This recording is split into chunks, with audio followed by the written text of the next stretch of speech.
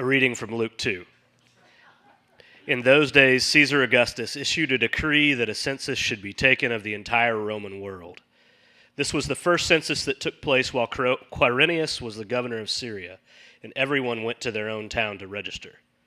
So Joseph also went up from the town of Nazareth in Galilee to Judea, to Bethlehem, the town of David, because he belonged to the house and line of David. He went there to register with Mary, who was pledged to be married to him and was expecting a child. While they were there, the time came for the baby to be born, and she gave birth to her firstborn, a son. She wrapped him in cloths and placed him in a manger, because there was no guest room available for them. And there were shepherds living out in the fields nearby, keeping watch over their flocks at night. An angel of the Lord appeared to them, and the glory of the Lord shone around them, and they were terrified. But the angel said to them, "Do not be afraid. I bring you good news that will cause great joy for all the people. Today in the town of David a Savior has been born to you. He is the Messiah, the Lord. This will be a sign to you. You will find a baby wrapped in cloths and lying in a manger." Suddenly a great company of the heavenly host appeared with the angel, praising God and saying, "Glory to God in the highest heaven, and on earth peace to those on whom his favor rests." When the angels had left them and gone into heaven, the shepherds said to one another, "Let's go to Bethlehem and see this thing that has happened, which the Lord has told us about." So they hurried off and found Mary and Joseph and the baby who was lying in the manger. When they had seen him, they spread the word concerning what had been told them about this child, and all who heard it were amazed at what the shepherds said to them. But Mary treasured up all these things and pondered them in her heart. The shepherds returned, glorifying God and praising God for all the things they had heard and seen, which were just as they had been told. Oh. They gave someone else the Charlie Brown story. That was my favorite. I am reading tonight from Matthew 2.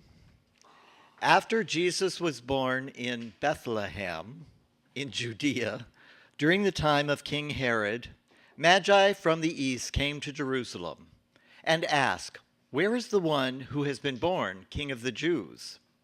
We saw his star when it rose and have come to worship him." When King Herod heard this, he was disturbed, and all Jerusalem with him. When he had called together all the people's chief priests and teachers of the law, he asked them where the Messiah was to be born. "In Bethlehem, in Judea," they replied, "for this is what the prophet has written." Not that prophet, but that's another story. "But you, Bethlehem, in the land of Judah, are by no means least among the rulers of Judah, for out of you will come a ruler who will shepherd my people Israel." Then Herod called the Magi secretly and found out from them the exact time the star had appeared. He sent them to Bethlehem and said, "Go and search carefully for the child. As soon as you find him, report to me, so that I too may go and worship him." After they had heard the king, they went on their way, and the star they had seen when it rose went ahead of them until it stopped over the place where the child was. When they saw the star, they were overjoyed. On coming to the house, they saw the child with his mother, Mary, and they bowed down and worshipped him. Then they opened their treasures and presented him with gifts of gold, frankincense, and myrrh. And having been warned in a dream not to go back to Herod, they returned to their country by another route. We've heard this evening from the nativity stories of Matthew and Luke, with shepherds, wise men, angels, and babies. These Christmas stories arise in response to the question of Jesus' divinity, his special connection to God. And so the earliest Jesus story, Mark, has no Christmas story at all. Then Matthew and Luke offer these classical Christmas stories called infancy narratives, where Jesus is special from the time of his birth. We get stars and stables and unwed mothers and donkey golf carts. Okay, good. 3 of us are paying attention. Merry Christmas. But then John goes way, way further back. So check out John's Christmas story. We've got a reader with John 1. This is awfully close to my face. Okay. In the beginning was the Word, and the Word was with God, and the Word was God. He stop. Okay. He was with God in the beginning. Through him all things were made. Without him nothing was made that has been made. In him was life, and that life was the light of all mankind. The light shines in the darkness, and the darkness has not overcome it. There was a man sent from God whose name was John. He came as a witness to testify concerning that light, so that through him all might believe. He himself was not the light. He came only as a witness to the light. The true light that gives light to everyone was coming into the world. He was in the world, and through the world was made through him. The world did not recognize him. He came to that which was his own, but his own did not receive him.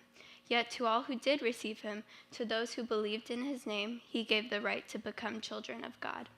Children born not of natural descent, nor of human decision or a husband's will, but born of God. The Word became flesh and made his dwelling among us. We have seen his glory, the glory of the one and only Son who came from the Father, full of grace and truth. The light shines in the darkness, and I guess I want to try that with a question mark. The light shines in the darkness?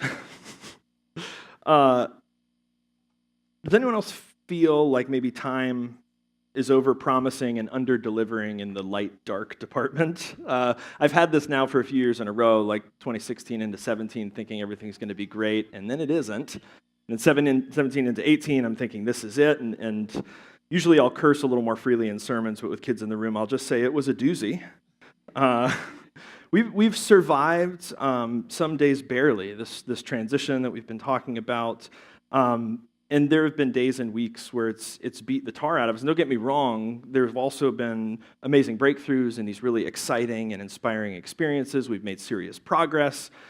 And we've got this vision for where we're headed. We've made decisions and moves that will set Collective up for decades to come. We've done that this year.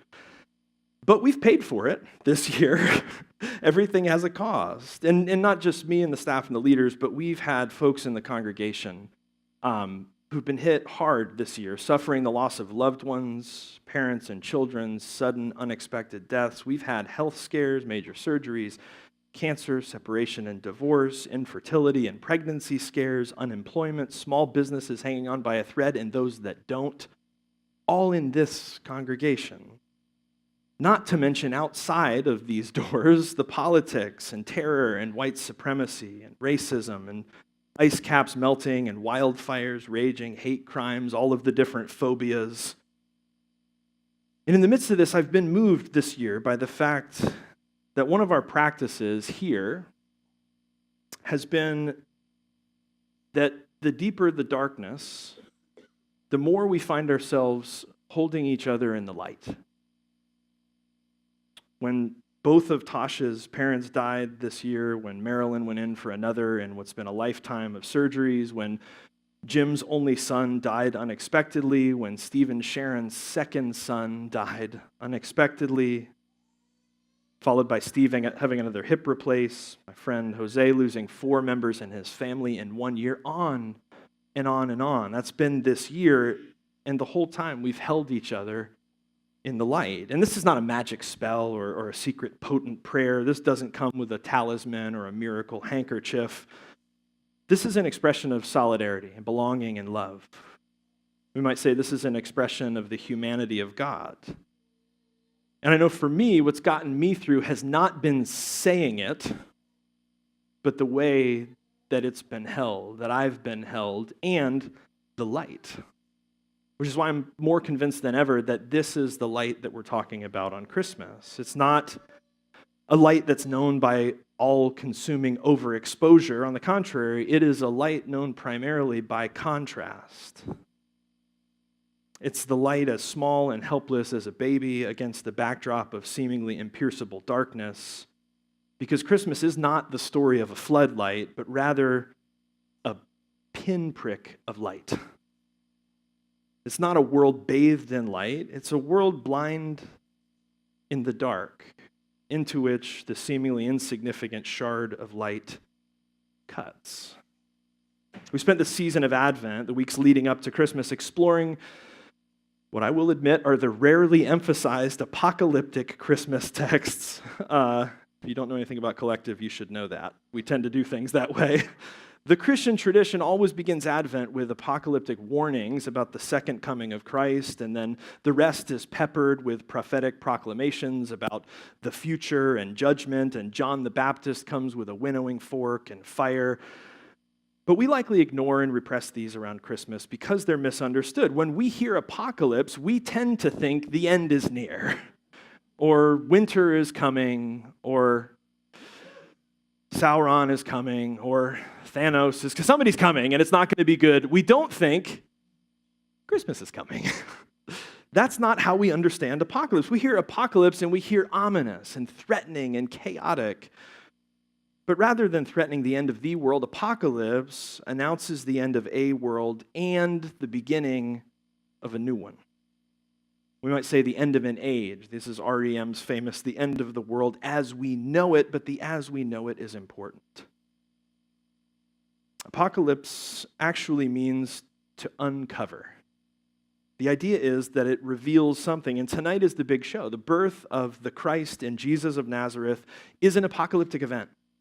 We don't necessarily get this with the nativity stories, shepherds and angels and wise men, because they get so predictable and familiar, especially when cute little kids tell the story. We just feel warm. We want to give each other things. But John's Christmas story makes the apocalypse plain because from the beginning, John connects the Word, or what we would call the Christ, with Jesus, with this historical person. And when I say to the beginning, I mean the creation story, which goes, in the beginning, God created the heavens and the earth, and darkness covered the surface of the deep, and the Spirit of God hovered over that darkness, and God said, like with words, "Let there be light." John borrows the story of primordial darkness and the inbreaking of light, that by a word from this cosmic Christ, light comes on the scene as the first creative act in ordering a world of beauty and goodness and love. And John says this word became flesh.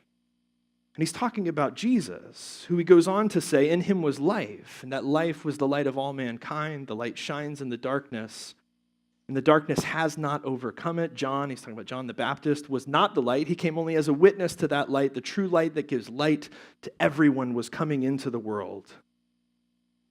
So he's using these two main images, light and life. In the ancient world, light mattered. Light meant hope. Again, not because it was clearly dominant over darkness, but precisely because of the contrast, because it was contingent. So if you think about, especially in the winter, when days were short and nights were long, you would rise with the light, you'd go to bed in the darkness. Life happened in the light. And seasonally, when the light was short, things were dead, things were dying.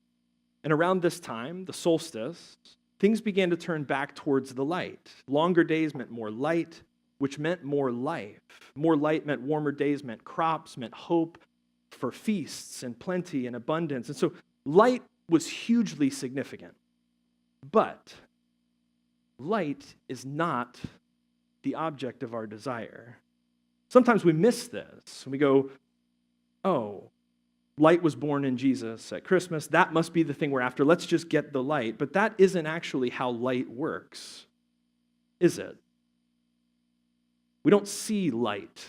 Rather, it's by light that we see everything else. The light isn't the object of our desire. It's that which illuminates every object of our desire. What's born in Jesus is the light of apocalypse. It's a light that reveals something.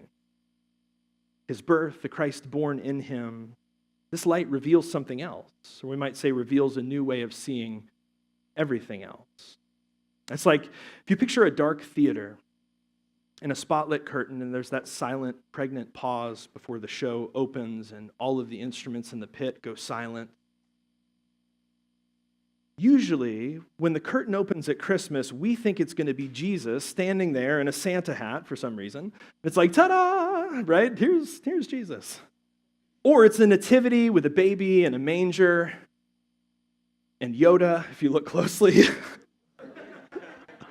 We tend to think, and rightly so, right? Christianity thinks Jesus is a pretty big deal. We tend to think that Jesus is the revelation.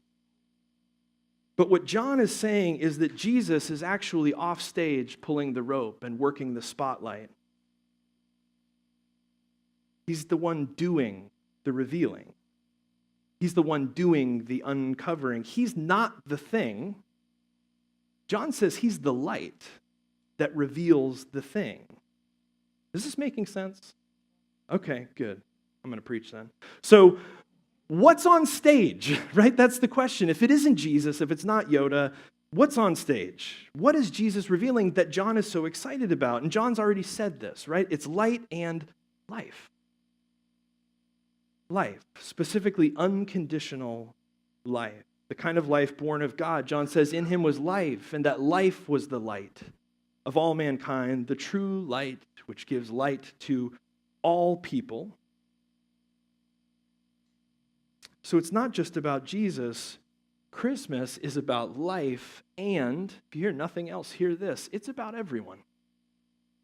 It's about everyone. The birth of Jesus is the beginning of an apocalypse, and what he uncovers and reveals is life. Not unending life somewhere else when you die, but a depth and density and quality of life now, here, in this world. And I think at Christmas, light reveals two things about this. First, the humanity of God. God is born in Jesus, what we call the Christ, the ground of being from which all being arises. John says is born into a being, a person. In theology, this is called the incarnation, which is usually pretty focused on the divinity of Jesus, but I actually think it's much better than that. The light reveals the nearness of God, the presence of God with us and in us in this life. Because if God can be born in a person, maybe God can be born in all people. So it's not only a story about the divinity of Jesus, but more so about the humanity of God. The mystics remind us that the whole story at Christmas is, in the words of Julian of Norwich, we are not only made by God, but we are made of God. So the humanity of God. And second, that life is about love. Our friend, philosopher and theologian Pete Rollins, who we're really excited to be bringing back in the spring, which will be amazing, he says it like this: love is like light. In the same way we said we don't see light, but light illuminates everything we see, Pete goes on to say we don't love love, right? Love isn't the thing we're after. We don't love love. Rather, love illuminates and transforms everything we see. Love is not the object of our desire, but it's the name of that which gives birth to, deepens, and amplifies our desire. By the light of love, people are illuminated into our sphere of care, concern, compassion, and kindness. Love is not another thing we need to do or to get that Jesus brings at Christmas. It's not another thing we need for our life. Love is a light which illuminates the way we see everything in our life. In the other Gospels, we might read a story about a special baby being born, and the baby is the point. The baby is the hero. The baby is the end. But John reminds us this isn't only about a special baby, but the revelation of a social evolution, a quantum leap in altruism, a love that moves people beyond their own self-interest and their own self-preservation. It's the birth of a deeper, richer, fuller life illuminated by the light of self-giving love. And Jesus isn't the hero. He's the guide. Actually, he's quite a bit like Yoda. Jesus isn't Luke. He's Yoda, or he's Obi-Wan. He's the one reminding us to use the Force of love, which makes a huge difference in how we read and celebrate and live into the Christmas story. This is why at Collective we choose a life of formation and contemplative practice built on the message of Jesus, not so much the message about Jesus, because the message of Jesus is this life of love with Jesus as our guide. And the message about Jesus tends to be of a singular hero, the sacred object of our certainty and satisfaction, who does it all for us and asks nothing of us other than believe, to which we say, no, no, no, no, no, no. We choose love. We shine love as we live love. And when you know it, John's community goes on writing using these same themes, light and life and love, and even still connecting this to the idea of the kind of life that is born of God years after the Jesus story. His community continues writing, and it's fascinating what they've come to realize. John, the same writer who says that Jesus was born of God, years later, his community says this: everyone who loves is born of God and knows God, because God is love. And yes, guys, this is what I'm saying. Born of God is Christmas language, and it's for everyone. But not through the right belief system, theology, orthodoxy, or doctrine, not through religious obedience or some sort of spiritual superiority, but through love. And sure, you should be wondering, what is love? Baby, don't hurt me. The answer, bummer if you signed up for it, it's not tonight. That's actually what we're always exploring. That's what a community of faith is, a school of love, right? Because if I get up and BS you, what's the point? But if I can get up and say, I don't know, but it's worth figuring out, and everyone that shows up Sunday after Sunday goes, we don't know either, but it's worth figuring out, then maybe we're onto something. And so we're talking about the birth of Jesus, this unique person in a specific location, a singular time, a particular place. But apparently, when we celebrate this particular event, we participate in the story of a universal light and life which includes us and includes all people. Because this light reveals a life of love that is open to all people. I mean, how is this for an apocalypse? Everyone who loves is born of God. This light reveals life for all people. Now, pause and think. You have to say this out loud. It's rhetorical. Who usually gets left out when religious types say everyone? Or when religious types say all people? Refugees, LGBTQ persons, atheists, right? There's always another list. But this light aims to illuminate all people, and we aim to leave none of them out, to turn no one away, and to let this light shine. What if Christmas is actually less about the particularity of an ancient Near Eastern baby and more about the universal invitation for all people to be born into the light of this love, which sure, some call by the name of God? And what if this love were to be born not only in the child who would live into this title of the Christ, but in the people who are formed by this tradition and by all people everywhere who know God already in lives of love? John says, no one has ever seen God, but if we love one another, God lives in us. And if you'll notice, this is now a theme. God is like light and like love. The point is not to see the light or to see the love or to see God, but to live in such a way that the love and the light of God illuminate the way we see everything. That life has been revealed. Christ is born. The light shines in the darkness, and the darkness has not overcome it. This is the night of the apocalypse. We've got Nikes at the back, and Kool-Aid will be passed out. No. I'm not saying run home and pack up your hard drives because it's Y2K, or exchange your accounts for gold, arm yourselves, load up the bunker. But we also have to be honest that this revelation and the life of love that it is illuminated by it are not without risk. Because the light of love has to be more than a feeling. It's got to be more than ideas or a cheap slogan by a transactional religion. It has to be brought into flesh and blood, as John says. Which means that the forces that stand against love can break love and can make it bleed. The darkness can encroach on this flame and make it flicker, but they cannot snuff out the light. The darkness has not overcome it. For love to be born means it is subject to the vulnerability of death. The Rabbi Yehuda Halevi says, "'Tis a fearful thing to love what death can touch." But this is the only way to truly love, to be alive, to enter into vulnerability, to risk sharing and shining against the world's darkness. Jesus illuminates the life of love with such resolve that he is killed by the forces of injustice and violence which stand against it. Body broken.